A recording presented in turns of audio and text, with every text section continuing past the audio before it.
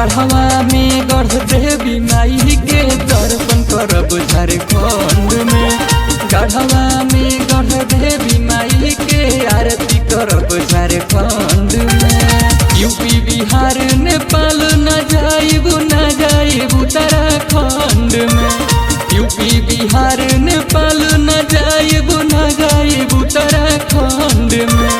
गढ़वा में गढ़ देवी माई के दर्शन करब झारखंड में।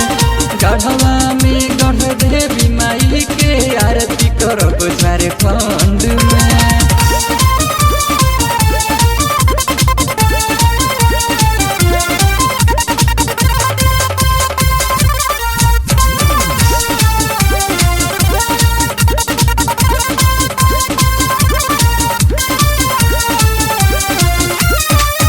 हमार मेहनत ये धनी बेकार न भई, कोई कृपा भवानी की हार न भई। हमार मेहनत ये धनी बेकार न भई, कोई कृपा भवानी की हार न भई। कोयल जैसन मीठी बोली दिहनी हमारा कंठ में। गढ़वा में गढ़ देवी माई से आरती करब झारखंड में।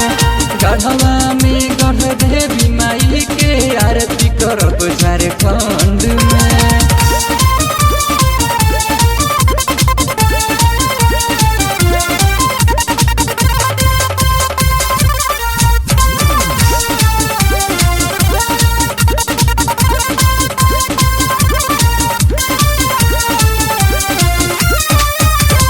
मंदिर में लागल बाटे भारी मुहो, बाटे पुलिस प्रशासन सरकारी नुहो। हीरा मंदिर में लागल बाटे भारी नुहो, बाटे पुलिस प्रशासन सरकारी नुहो। सातो बहिनी के दर्शन होला मंदिरियो बंद में।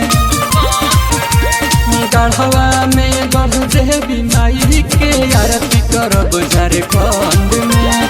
गढ़वा में गढ़ देवी माई के दर्शन करब झारखंड में। यूपी बिहार नेपाल न जाइब उत्तराखंड में। यूपी बिहार नेपाल न जाइब उत्तराखंड में। गढ़वा में गढ़ देवी माई के दर्शन करब झारखंड में।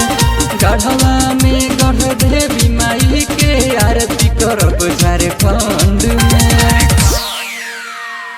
अगर आप चाहते हैं कुमार डिजिटल चैनल के ऑडियो वीडियो सबसे पहले आप तक पहुंचे तो लाल बटन दबाकर चैनल को सब्सक्राइब करें और हाँ, बेल आइकन को दबाना ना भूलें।